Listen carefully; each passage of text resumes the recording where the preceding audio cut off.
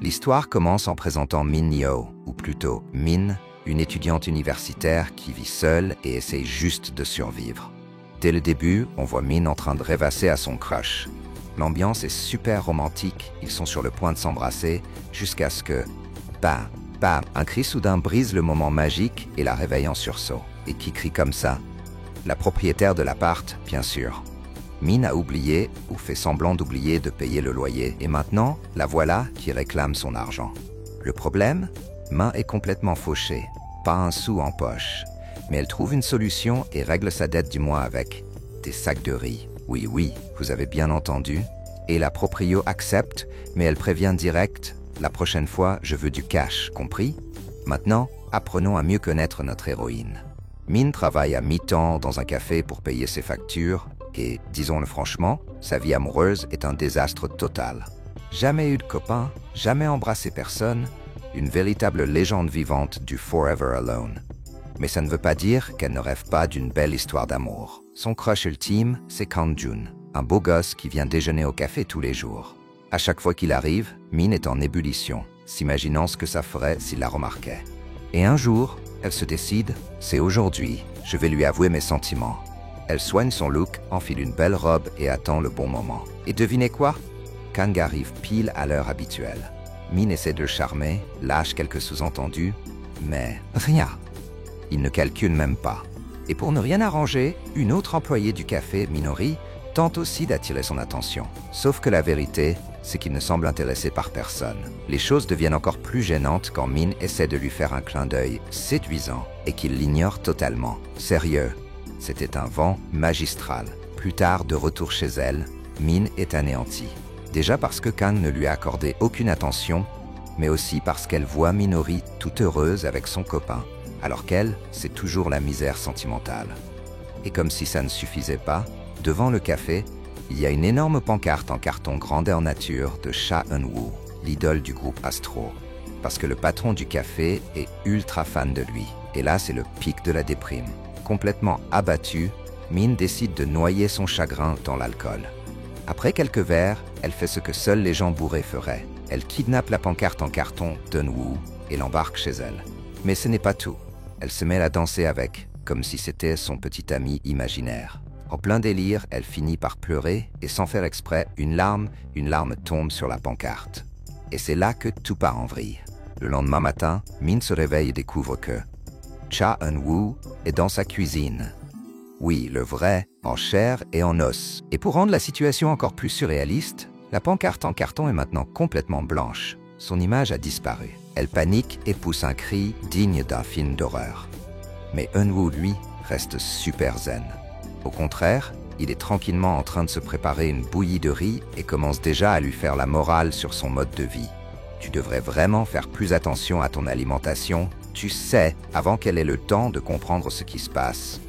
Pouf, il disparaît. Min est tellement en état de choc qu'elle décide d'en parler à sa propriétaire. Je te jure, il y avait une célébrité dans ma cuisine. Mais quand elle vérifie les caméras de sécurité, tout ce qu'on voit, c'est Min complètement saoule, traînant la pancarte d'Eun-woo dans la rue et dansant avec. La proprio la regarde avec une tête du genre « Ma pauvre fille, t'es pas bien ?» et lui conseille juste de prendre une douche et de ranger son appart. À ce stade, Min commence à remettre en question sa propre santé mentale. Mais il y a un détail qui ne colle pas. Elle n'a pas préparé cette bouillie de riz. Quelqu'un d'autre l'a fait. Pour découvrir qui est cet intrus mystérieux, elle met en place un plan. Elle disperse des punaises sur le sol et se cache avec une batte de baseball, prête à attaquer. Sauf qu'elle s'endort en pleine mission. Et devinez quoi? Pendant qu'elle ronfle sur son canapé, le vrai Eun-woo réapparaît. Mais au lieu de tomber dans son piège, il enlève soigneusement toutes les punaises du sol, comme s'il avait l'habitude de ce genre de situation. Quand Min se réveille, elle tombe nez à nez avec lui une fois de plus. Et cette fois, elle comprend qu'il est bien réel, en chair et en os. La panique la prend, elle pousse un cri et s'enfuit de son propre appartement. Plus tard, au café, le patron de Min est en pleine crise parce que la pancarte de son idole préférée a disparu. C'est qui le taré qui a volé mon Eun-woo? Pendant ce temps, devinez qui est assis parmi les clients. Bingo, Eun-woo lui-même, hyper détendu, comme si de rien n'était. Le hic, Min est la seule à pouvoir le voir. Et là, c'est le chaos total. Min est en train de servir le repas à son crush, Kang, essayant de garder son sang-froid, quand bam, elle trébuche contre Eun-woo. Résultat, une catastrophe culinaire au ralenti. La nourriture vole droit sur la tête de Kang. Sérieusement, on aurait dit une scène de drama, mais en version fiasco total. À la fin de la journée, Min est chez elle, réfléchissant au chaos qu'est devenu sa vie. Pendant ce temps, Eun-woo, totalement détendu, est en train de cuisiner une soupe de bœuf comme s'il participait à MasterChef. Soudain, Min a un éclair de génie et attrape la pancarte en carton de l'idole. Maintenant, elle est complètement blanche. Seule la silhouette d'Eun-woo reste visible. Elle saisit une paire de ciseaux et lâche. « Si je coupe ça, est-ce que tu disparais ?» Eun-woo écarquille les yeux, pris de panique, et commence à supplier. « Par pitié, au nom du K-pop, ne fais pas ça. Si tu la coupes, je pourrais disparaître. » Min croise les bras, profitant de la situation. Et c'est là qu'il propose un deal. « Je t'aide à séduire Kang en échange de ma liberté. » Elle hésite un instant, un peu méfiante, mais il insiste tellement qu'elle finit par accepter. C'est ainsi que commence la mission « Désenliser Min ». Le lendemain, les deux se rendent dans un parc et Eun-woo commence son cours de séduction. Lance un regard charmeur, fais-toi désirer, ne sois pas trop facile à avoir. Min prend ses conseils très au sérieux et plus tard au café, elle applique la technique. Et contre toute attente, ça marche. Kang la regarde enfin différemment et lâche même un « Tu es jolie aujourd'hui. » C'est bon, Min est sur un nuage. Son crush vient de la complimenter, elle s'imagine déjà le mariage, les enfants et son propre drama romantique. Elle passe le reste de la journée à rêvasser à un rendez-vous parfait. Pendant ce temps, Eun-woo essaie de lui demander ce qu'elle veut dîner, mais Min, perdue dans ses pensées, répond à peine « Mange tout seul ». Sauf que bon, le gars est un chef hors pair. Il prépare un repas tellement délicieux que rien que l'odeur met l'eau à la bouche. Min ne résiste pas et fonce à table. Sans scrupule, elle lui pique sa nourriture et mange avec appétit. Repus, elle et Eun-woo planifient leur prochaine mission. Impressionner Kang sur le terrain de basket où il joue toujours. Le lendemain, Min arrive sur place, un livre à la main. Supposément, c'est le roman préféré de Kang. Une pure stratégie enseignée par Eun-woo. Bingo! Kang le remarque tout de suite et engage la conversation. Min fait semblant d'être une grande fan du livre et de son auteur, alors qu'elle n'a même pas lu la 4e de couverture. Et le plan fonctionne. Kang l'invite à un rendez-vous au bord du fleuve Han. Min est aux anges. À peine rentrée chez elle, elle fouille son armoire à la recherche de la tenue parfaite. Mais très vite, l'angoisse la gagne. Elle n'a jamais eu de rencard. Qui vient à la rescousse? Eun-woo, bien sûr. Il lui donne un cours accéléré sur comment agir, comment instaurer la bonne ambiance. Il répète même comment se rapprocher subtilement de Kang. Tout doucement, crée le bon moment, et boum, Min assimile tout, déterminée à briller lors de son rendez-vous. Elle quitte son appartement, ultra confiante, et adresse un petit signe de la main à Eun-woo. Mais mon ami, rien ne se passe comme prévu. Quand Kang arrive la chercher, qui est assise sur le siège passager? Minori. Le mec a invité Min juste pour ne pas être seul à son premier rendez-vous avec Minori. Min monte à l'arrière, silencieuse, pendant que le petit couple roucoule devant elle. À l'intérieur, son monde s'écroule.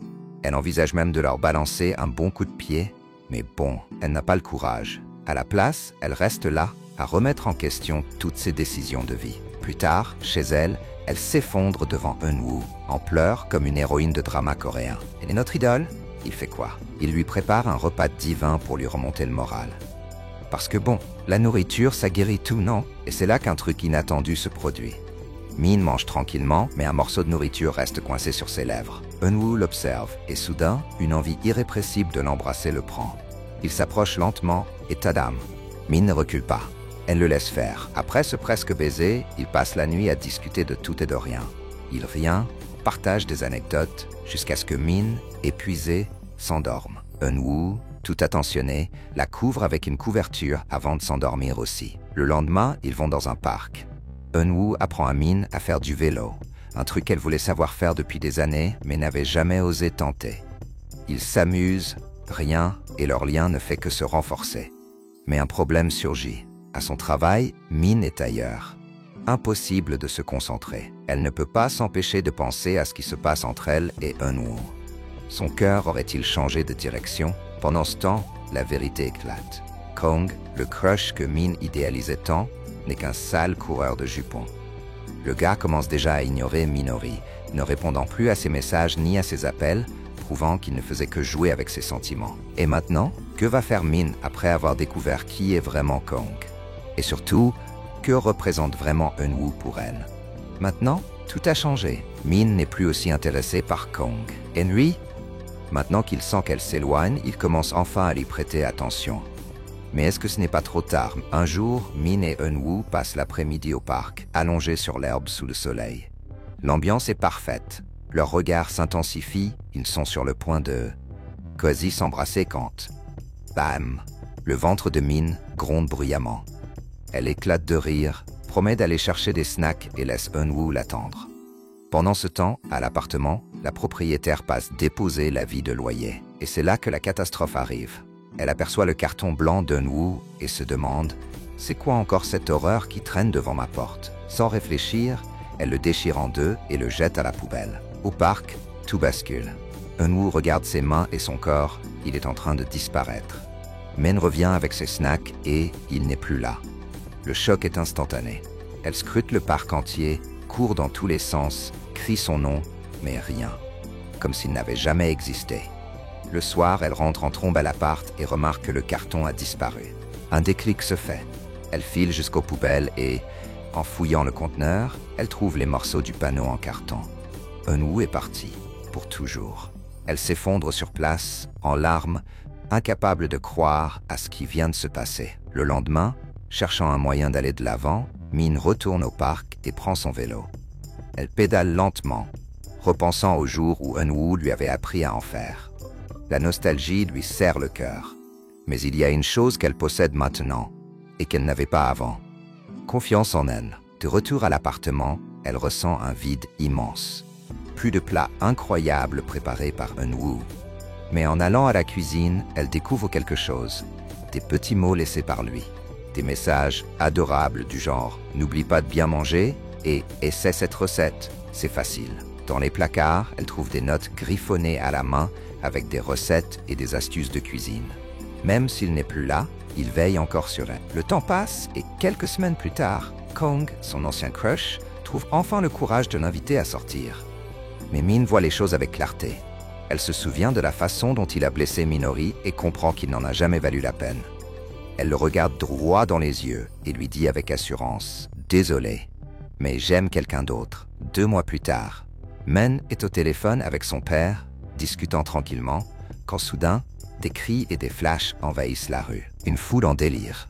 Elle lève les yeux et elle n'en croit pas ses yeux. Eun-woo, le véritable idole, sort d'un bâtiment entouré de ses fans.